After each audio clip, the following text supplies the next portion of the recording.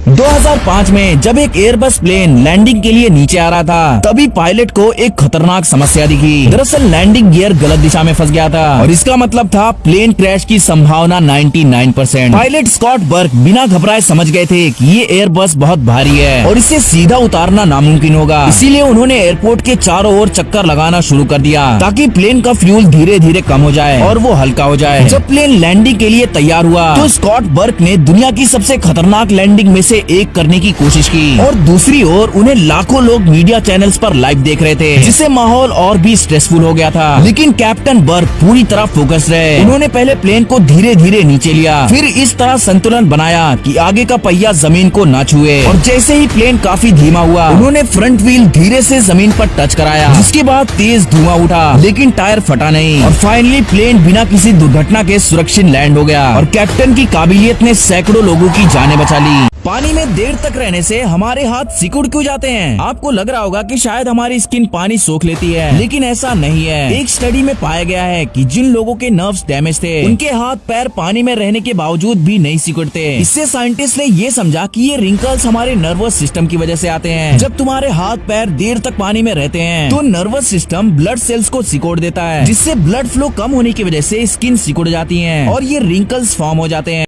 इंसानों की तरह जब जानवर भी किसी अपने को खो देते हैं तो वो भी बिल्कुल इंसानों की तरह रिएक्ट करते हैं। सबसे पहले कौवे। वैज्ञानिकों ने देखा कि जब एक कौवा मर जाता है तो बाकी कौवे उसके आसपास इकट्ठा होकर तेज आवाज से चिल्लाते हैं। नेक्स्ट लंगूर। एक एक्सपेरिमेंट के दौरान वैज्ञानिकों ने एक रोबोटिक बच्चे को पेड़ से गिरा दिया। एक लंगूर ने ये देखकर समझा कि उसने गलती से किसी बच्चे को गिराकर मार दिया। उसका रिएक्शन वैसा ही था जब कोई इंसान गलती से किसी को चोट पहुँचाने पर महसूस करता है। नेक्स्ट है चिंपैंजी। अफ्रीका के जंगलों में रिसर्चर्स ने देखा कि चिंपैंजी के मरने के बाद पूरा झुंड उनके आसपास इकट्ठा हो गया, चुपचाप बैठा रहा जैसे कोई अंतिम संस्कार हो रहा हो। नेक्स्ट हाथी। जब कोई हाथी मर जाता है तो बाकी झुंड उनके शव के पास चुपचाप खड़े रहते हैं, उसे छूते और फिर पत्तियों और मिट्टी से ढक देते हैं। कुछ हाथियों को कई दिनों बाद भी उसी जगह पर वापस जाते हुए देखा गया है, जैसे वे अपने साथी को याद कर रहे हो। अगर कोई बंदा कोल्ड ड्रिंक की बोतल को एक किक में फोड़ दे तो समझ जा कोई मामूली काम नहीं है। यहाँ तक कि वो फाइटर्स जो लोहे की पाइप को मोड़ सकते हैं, वो भी इसे इतनी आसानी से नहीं तोड़ सकते।